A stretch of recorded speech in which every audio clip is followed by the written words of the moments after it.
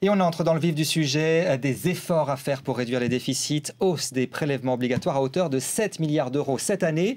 53% seront supportés par les ménages. Valérie Béranger, vous êtes à l'Élysée pour BFM TV. Des mesures applicables très rapidement et qui concernent beaucoup de monde.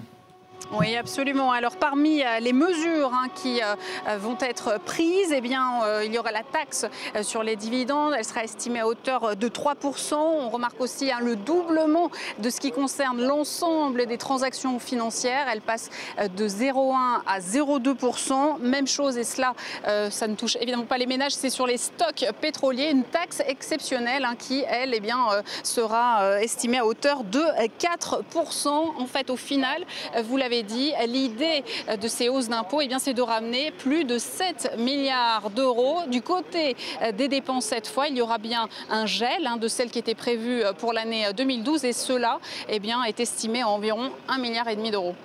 Alors Valérie, c'est clairement un détricotage de l'héritage Sarkozy. Oui, complètement, puisque c'est la mise à mort du bouclier fiscal. On revient à l'ISF, on revient au droit de succession, le coup d'arrêt aussi de cette fameuse TVA sociale.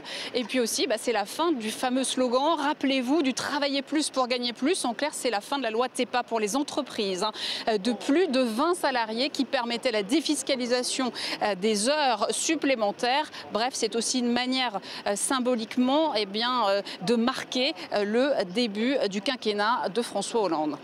Merci Valérie Béranger, en direct donc de l'Élysée.